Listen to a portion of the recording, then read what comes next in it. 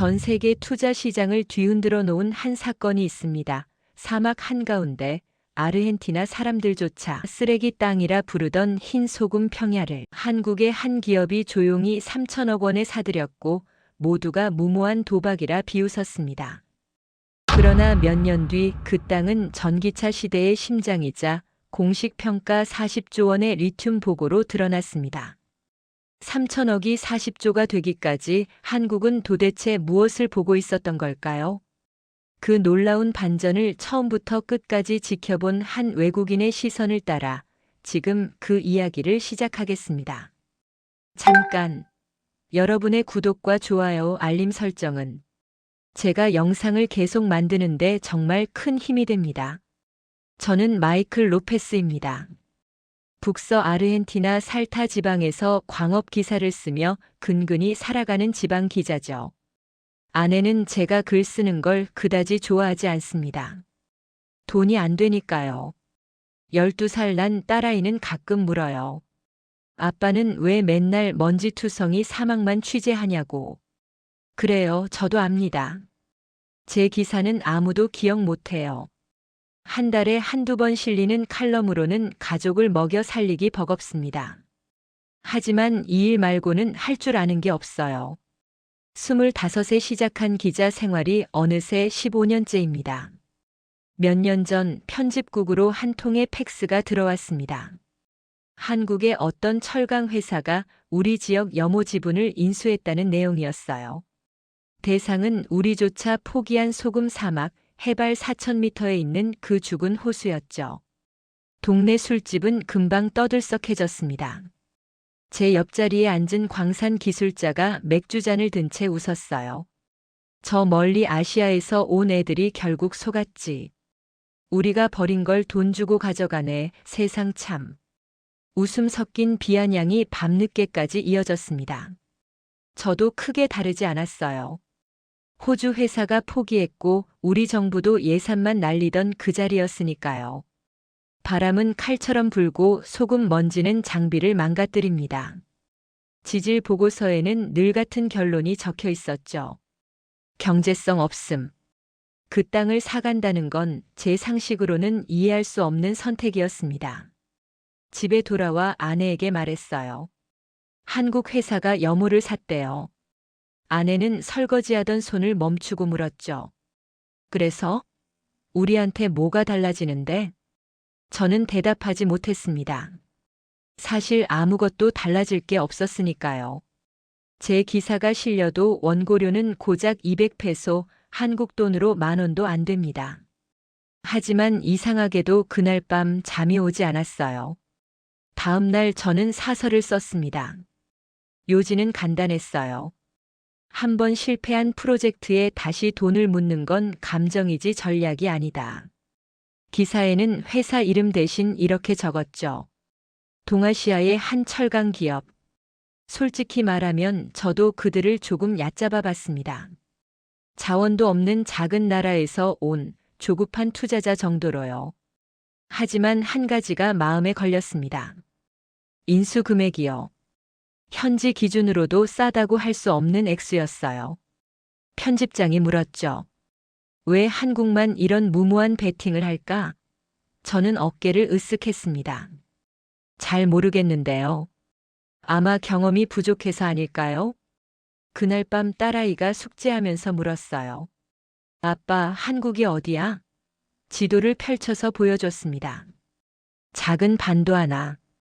딸아이가 고개를 가우뚱했죠. 여기 사람들이 우리 땅을 샀어? 왜? 저는 웃으며 대답했습니다. 아빠도 모르겠어. 아마 실수겠지. 그 질문이 제 인생 전체를 바꾸는 씨앗이 될 줄은 그때 몰랐습니다. 얼마 뒤 저는 그 무모한 한국 회사를 취재하러 염호로 올라갔습니다. 편집장은 시큰둥했어요. 어차피 몇 달 안에 철수할 텐데 뭘 취재하냐고요. 하지만 제 안에 뭔가 계속 걸렸습니다. 왜 그들은 모두가 버린 땅에 돈을 쏟아붓는 걸까요? 새벽 5시 기온은 영하에 가까웠습니다. 트럭 문을 여는 순간 소금 먼지가 얼굴을 때렸어요. 고요해야 할 설원 위에서 기계 소리가 낮게 울렸습니다. 발전기, 펌프, 드릴. 죽은 땅이라고 믿었던 곳이 낮게 숨쉬고 있었어요. 임시 컨테이너 몇 동이 바람을 막고 서 있었습니다. 안으로 들어가자 낡은 전기난로가 지직거렸고 테이블 위에는 투명한 병들이 줄지어 놓여 있었어요.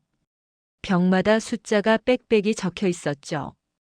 좌표, 깊이, 채취 시간. 한 한국 엔지니어가 염수 샘플을 흔들어 보며 말했습니다. 서툰 스페인어였어요. 여기 숫자 다르다. 천천히 보면 보입니다. 그의 손은 동상 직전처럼 붉게 부어 있었습니다. 장갑을 벗었다 끼었다를 반복한 흔적이었죠. 저는 물었어요. 왜 장갑을 계속 벗으세요? 그는 웃으며 대답했습니다. 장갑 끼면 샘플 떨어뜨립니다. 하나라도 실수하면 처음부터 다시 해요. 벽 한쪽에는 커다란 달력이 붙어 있었습니다. 이상하게도 현재 연도가 아니라 굵은 빨간 펜으로 적힌 숫자 하나가 눈에 들어왔어요. 2030. 저는 장난처럼 물었죠. 거기까지 버틸 자신 있다는 뜻이에요? 그는 웃지도 부정하지도 않았습니다. 그냥 고개를 끄덕였어요. 그 눈빛에는 확신이 있었습니다. 근거 없는 낙관이 아니라 뭔가를 이미 계산한 사람의 눈빛이었죠. 밖에서는 다른 팀이 소금을 파내고 있었습니다. 바람이 얼굴을 때려도 그들은 일정한 속도로 샘플을 채취했어요. 같은 동작을 수십 번, 수백 번 반복했습니다. 옆에서 지켜보던 우리 현지 인부가 제게 속삭였어요. 이 사람들 점심도 제대로 안 먹고 이래. 미친 거 아니야? 저는 대답 대신 카메라 셔터를 눌렀습니다. 하지만 찍으면서도 이상한 느낌이 들었어요. 이건 단순한 작업이 아니었습니다. 뭔가 더 큰 그림의 일부 같았죠. 점심시간 한 젊은 한국 기술자가 컨테이너 밖에서 밥을 먹고 있었습니다. 손에 든 도시락은 김이 나지 않았어요. 이미 식어 있었죠. 제가 다가가자 그는 민망한 듯 웃었습니다. 밥 한국에서 가져온 거예요. 어머니가 보내줬어요. 저는 그의 나이를 물었습니다. 28이라고 했어요. 제 딸보다 고작 16살 많을 뿐이었죠. 저는 물었습니다. 가족이 보고 싶지 않아요? 그는 잠시 하늘을 올려다보더니 말했습니다. 많이 보고 싶죠. 근데 여기서 하는 일이 나중에 제 아이한테도 이야기할 수 있는 일이 될 것 같아서요. 기사를 쓰러 돌아오는 트럭 안에서 저는 메모장에 한 줄을 남겼습니다. 죽은 땅을 향한 집요함. 바보인지 아니면 우리가 못 본 게 있는지. 그날 밤 집에 돌아와 딸아이가 물었어요. 아빠, 오늘 뭐 했어? 저는 대답했습니다. 한국 사람들이 사막에서 일하는 걸 봤어. 얼굴이 동상으로 빨개질 때까지요. 딸아이가 다시 물었죠. 왜 그렇게까지 해요? 저는 솔직하게 대답했습니다. 아빠도 모르겠어. 그래서 더 궁금해. 그 후로 저는 틈날 때마다 여모를 찾았습니다. 지방 기자에게 이런 장기 프로젝트는 흔치 않은 기회였어요. 아내는 불평했죠. 그 먼 곳까지 가서 얻는 원고료가 뭐냐고요. 맞는 말이었습니다. 하지만 저는 멈출 수 없었어요. 처음에는 단지 웃긴 외국인들을 관찰하듯 바라봤습니다. 그런데 시간이 지나면서 이상한 패턴 하나가 눈에 들어왔어요. 첫째, 그들은 비웃음에 반응하지 않았습니다. 겨울이면 수도에서 내려온 정치인들이 현장을 둘러보고 갔어요. 돌아가선 언론에 이렇게 말했죠. 외국 자본이 또 하나의 환상에 빠졌다. 우리 지역 라디오에서도 한국 회사 사막에 돈 묻다라는 농담이 반복됐습니다. 그런데 한국 엔지니어들은 그 방송을 들으면서도 표정 하나 바꾸지 않았어요. 샘플 채취 일정, 데이터 정리, 보고서 작성. 그들의 하루는 조용하고 단조로웠습니다. 마치 주변의 소음이 들리지 않는 것처럼요. 둘째, 일하는 방식이 달랐습니다. 어느 날은 새벽 기온이 영하 10도까지 떨어졌어요. 우리 인부들은 손가락이 굳어 장갑을 벗어 던졌습니다. 그런데 한국 팀은 작은 텐트 안에서 손을 비벼가며 실험을 이어갔어요. 한 엔지니어가 제게 말했습니다. 추위는 참을 수 있어요. 근데 데이터를 놓치면 다시 1년을 기다려야 해요. 계절마다 염수 농도가 다르거든요. 그 말을 듣는 순간 제 가슴이 뜨끔했습니다. 우리는 그저 춥다고 힘들다고 일을 멈췄어요. 그들은 1년 뒤를 계산하고 있었죠. 점심시간에도 또 하나의 장면이 눈에 들어왔습니다. 쉴 시간에 한 엔지니어가 마을에서 가져온 낡은 태양광 패널을 고치고 있었어요. 전기가 자주 끊기는 학교에 다시 불을 켜주고 싶다고 했습니다. 저는 물었어요. 회사에서 시킨 일이에요? 그는 고개를 저었습니다. 아니요. 그냥 지나가다 봤는데 아이들이 촛불로 공부하더라고요. 셋째, 마을에 대한 태도였습니다. 그들은 현지 청년들을 단순 노동자로 쓰지 않았어요. 염수 채취 방법, 기록 방식, 안전 수칙을 하나씩 가르쳤습니다. 처음엔 우리도 웃었죠. 어차피 몇 년 안에 짐 싸고 갈 텐데 왜 이렇게까지 하지? 하지만 시간이 지날수록 그 질문은 다른 의미로 다가오기 시작했습니다. 마을 청년 하나가 제게 말했어요. 저 사람들 진짜 여기 남을 생각인가 봐요. 우리한테 기술까지 가르쳐 주잖아요. 그날 저녁 저는 컨테이너 밖에서 한 한국 팀장과 이야기를 나눴습니다. 그는 40대 중반쯤 되어 보였어요. 저는 조심스럽게 물었습니다. 솔직히 여쭤봐도 될까요? 정말 이 프로젝트가 성공할 거라고 믿으세요? 그는 잠시 침묵하더니 별을 보며 말했습니다. 저는 포항 제철소에서 일했어요. 거기도 처음엔 모두가 불가능하다고 했죠. 바다를 메워서 철강 공장을 짓는다고요. 근데 우리 아버지 세대가 해냈어요. 저는 그걸 봤습니다. 그의 목소리에는 떨림이 있었습니다. 여기도 마찬가지예요. 안 되면 방법을 찾으면 돼요. 한 번에 안 되면 100번 하면 되고요. 그날 밤 집으로 돌아와 저는 기사를 썼습니다. 제목은 이랬어요. 사막에 묻고 가는 돈이 아니다. 이들은 시간을 묻고 있다. 그리고 한 줄을 덧붙였습니다. 다만 그 시간이 우리 것인지 한국 것인지는 아직 알 수 없다. 기사를 보낸 뒤 저는 딸아이 방을 들여다봤습니다. 아이는 촛불 아래서 숙제를 하고 있었어요. 우리 동네도 전기가 자주 나갔거든요. 문득 생각했습니다. 저 한국 사람들이 고치려는 건 단지 염호만이 아닐지도 몰라. 1년쯤 지나 부에노스아이레스에서 열린 광업 컨퍼런스에 초청받았습니다. 지방 기자가 수도 행사에 초청받는 건 흔한 일이 아니에요. 아내는 처음으로 웃으며 말했죠. 드디어 내 기사를 누가 알아보나 보네.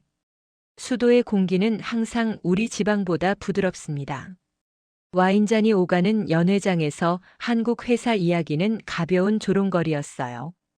한 유명 경제학자가 발표에서 우리 지역의 위성 사진을 띄웠습니다. 흰 소금 평야 위에 작은 점처럼 보이는 컨테이너들. 그는 미소 지으며 말했어요. 이것이 감정적인 투자입니다. 데이터는 이미 말하고 있죠. 낮은 리튬 농도, 높은 마그네슘 비율, 극단적인 고도. 수익성은 거의 제로입니다. 청중의 웃음이 터졌습니다. 저도 손뼉을 쳤어요. 그의 논리는 완벽해 보였으니까요. 저녁 자리에서 한올로 기자가 제 어깨를 두드렸습니다. 마이클, 넌 그 현장까지 가봤다며. 솔직히 말해봐. 그 프로젝트 성공 가능성 몇 %라고 보냐? 저는 잠시 망설이다가 결국 숫자를 내뱉었습니다. 글쎄요. 아마도 5%? 그 대답 속에는 제 속마음이 섞여 있었어요. 우리도 못 해낸 일을 한국이 할 리 없다는 감정. 그건 논리가 아니라 자존심이었습니다. 신문사에서는 제게 칼럼을 맡겼어요. 제목은 편집국장이 정했습니다. 사막에 묻힌 한국의 꿈. 저는 논리적으로 보이려 애썼습니다.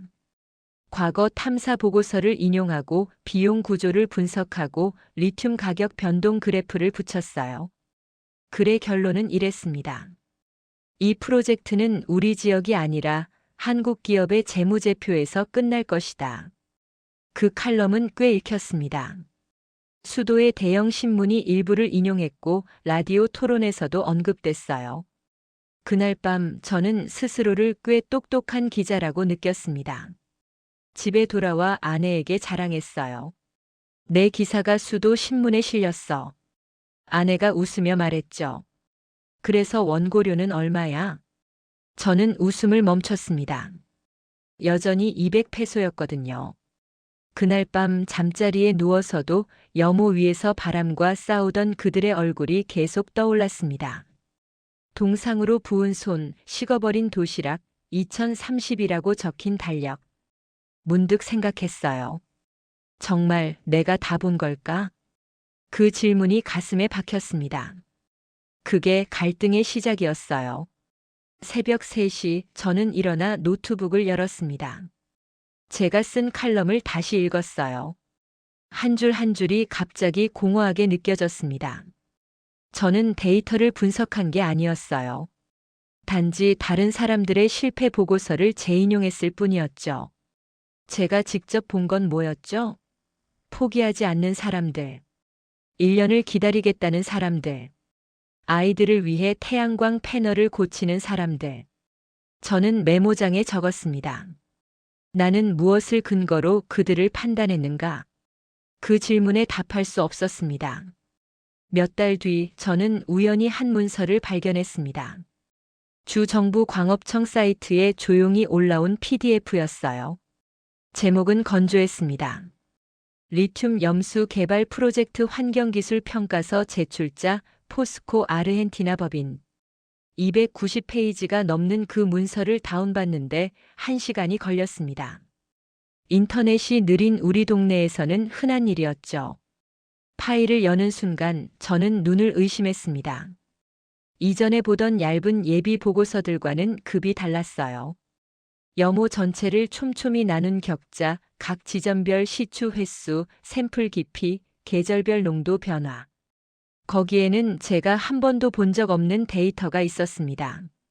무엇보다 놀라운 건 매장량 추정치였어요. 호주 회사가 남기고 간 공식 숫자의 몇 배에 달했습니다. 그리고 각 페이지 아래 작은 로고가 보였어요.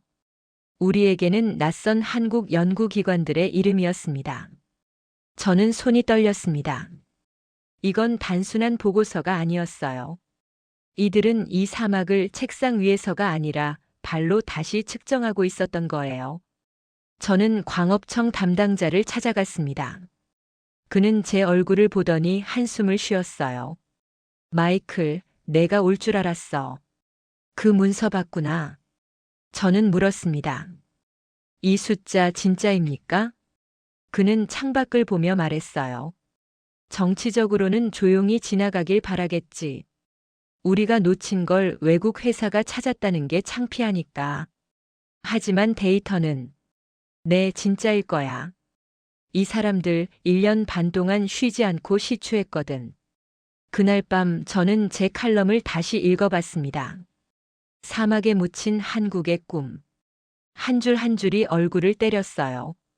제가 근거로 삼았던 보고서는 정작 프로젝트를 포기하려던 회사가 쓴 것이었습니다. 반면 지금 제 앞에 있는 건 실제로 돈과 시간을 집어넣은 쪽의 데이터였어요. 저는 아내를 깨웠습니다. 한밤중이었죠. 여보, 내가 틀렸어. 아내는 잠결에 물었어요. 뭐가? 저는 노트북 화면을 보여줬습니다. 한국 회사. 내가 실패할 거라고 쓴 그 프로젝트. 내가 제대로 보지 못했어. 아내는 제 손을 잡았습니다. 그럼 다시 쓰면 되잖아. 당신은 기자잖아. 맞는 말이었어요. 하지만 문제는 더 컸습니다.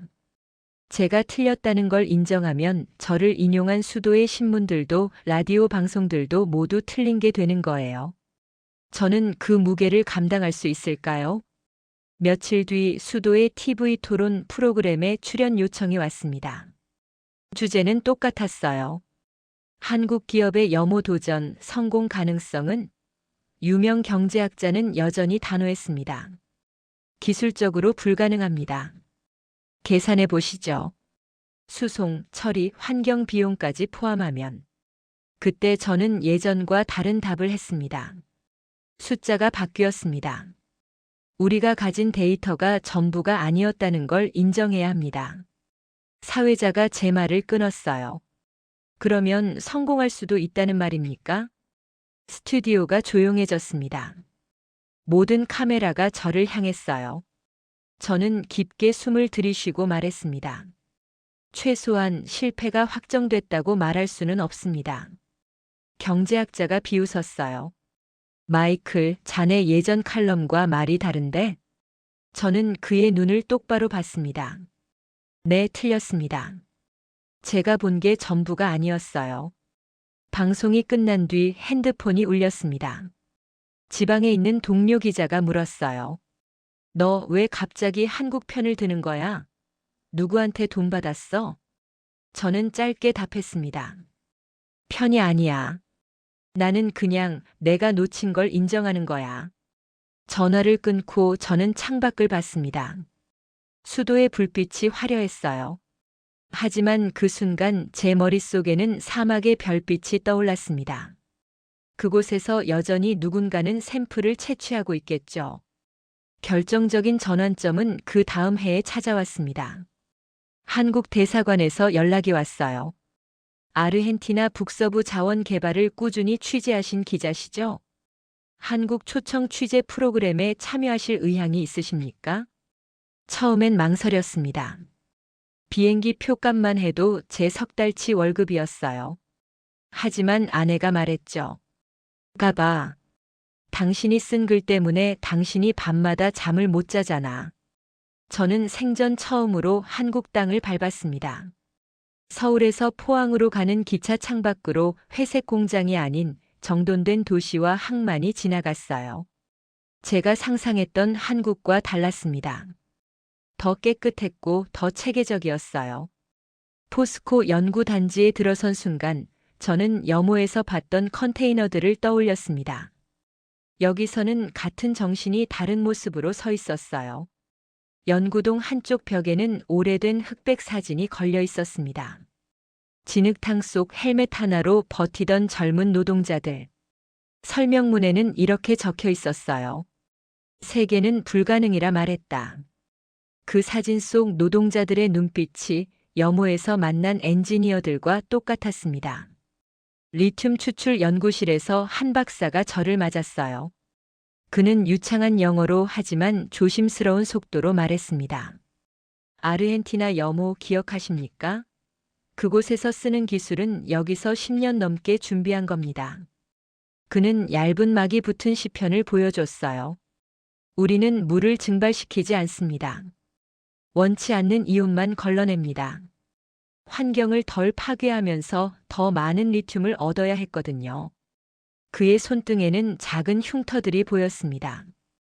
실패한 실험, 새벽까지 이어진 테스트의 흔적 같았어요. 저는 조심스럽게 물었습니다. 왜 그렇게까지 합니까? 리튬 하나 때문에? 그는 잠시 생각하더니 짧게 대답했어요. 우리는 늘 그랬습니다. 나라에 없는 걸 만들어야 했으니까요. 그 말이 가슴에 박혔습니다. 저는 조심스럽게 물었어요. 혹시 실패할 수도 있다고 생각해 본 적 있으세요? 그는 웃었습니다. 매일 생각하죠. 근데 실패가 두려워서 멈추면 우리는 영원히 다른 나라 기술만 사다 쓰게 됩니다. 연구소 복도 한쪽에 제가 염호에서 봤던 것과 같은 글귀가 붙어 있었습니다. 데이터는 감정보다 오래 간다. 그리고 그 옆에 커다란 연도 하나가 붉게 적혀 있었어요. 2030. 저는 그 순간 사막 컨테이너 벽에 붙어 있던 그 달력을 떠올렸습니다. 퍼즐이 맞춰지는 느낌이었어요. 이들에게 염호는 한 번의 모험이 아니라 50년짜리 계획의 연장이었습니다. 그날 저녁 연구소 사람들과 저녁을 먹었어요. 한 젊은 연구원이 물었습니다. 아르헨티나 사람들은 우리를 어떻게 생각해요? 저는 솔직하게 대답했습니다. 처음엔 바보라고 생각했어요. 우리가 버린 땅을 사갔으니까요. 그가 웃었어요. 지금은요? 저는 잠시 침묵했습니다. 그리고 말했어요. 미안하다고 생각해요. 우리가 너무 쉽게 포기했던 것 같아서요. 그날 밤 호텔로 돌아오는 길 저는 스스로에게 조용히 말했습니다. 그래, 내가 틀렸구나. 그건 감탄이 아니라 인정에 가까운 한숨이었어요. 저는 딸아이에게 전화를 걸었습니다. 밤늦은 시간이었지만 아이는 깨어 있었어요. 아빠, 한국은 어때? 저는 대답했습니다. 아빠가 생각했던 것보다 훨씬 대단한 곳이야. 그리고 아빠는 많은 걸 오해하고 있었어. 살타로 돌아온 뒤 저는 다시 여모를 찾았습니다. 이번에는 풍경이 완전히 달랐어요. 허허벌판이었던 곳에 구조물이 늘어섰습니다. 금속 파이프가 하늘을 가르고 탱크들이 줄지어 서 있었어요. 예전엔 임시 컨테이너뿐이던 곳에 이제는 작은 마을 같은 시설이 생겨 있었습니다. 현장에서 만난 한 현지 인부가 말했어요. 마이클, 이제 우리 애도 여기서 일하고 싶대. 예전에는 수도로 나가겠다며 집을 나가려 했는데 말이야. 그의 눈빛에는 약간의 안도와 조금의 자존심이 섞여 있었습니다. 저는 화단처럼 꾸며놓은 작은 공간에서 눈길을 멈췄어요. 흰 자갈들 사이에 어린 나무 몇 그루가 심겨 있었습니다. 잎은 아직 약했지만 뿌리는 사막에 내려가고 있었어요. 안내판에 이렇게 적혀 있었습니다. 이곳은 아르헨티나 사람들과 함께 키우는 숲입니다. 가슴이 뭉클했습니다. 머릿속에 제 나라의 다른 장면들이 스쳐 지나갔어요. 풍부한 자원 위에서 반복된 정권 교체, 단기 이익에 매달린 계약, 착공만 하고 멈춘 프로젝트들. 우리는 너무 많은 것을 나중으로 미뤄왔습니다. 그 사이에 자원이 없는 나라가 사막까지 올라와 데이터를 쌓고 있었어요. 제가 처음 만났던 그 젊은 한국 기술자가 다가왔습니다. 이제는 팀장이 되어 있었어요. 기억하세요? 3년 전에 여기서 김밥 먹던 사람. 저는 웃으며 악수했습니다. 그럼요. 어머니가 보내준 도시락 먹던 분이죠. 그가 웃었어요. 이제는 여기서 만든 밥을 먹어요. 한국에서 요리사를 데려왔거든요. 우리 인부들하고 같이 먹어요. 저는 물었습니다. 가족은 만나러 가세요? 그는 고개를 끄덕였어요. 1년에 2번 가요. 근데 이제 아들놈이 물어봐요. 아빠는 왜 아르헨티나에 사냐고. 그럴 때마다 말해줘요. 아빠는 지금 미래를 만들고 있다고요. 한국에서 봤던 연구소의 구호가 다시 떠올랐습니다. 데이터는 감정보다 오래 간다. 우리는 감정에 분노하고 정치에 실망하며 술집에서 불평으로 밤을 보냈어요. 그동안 누군가는 묵묵히 샘플을 들고 실험실과 사막을 오갔습니다.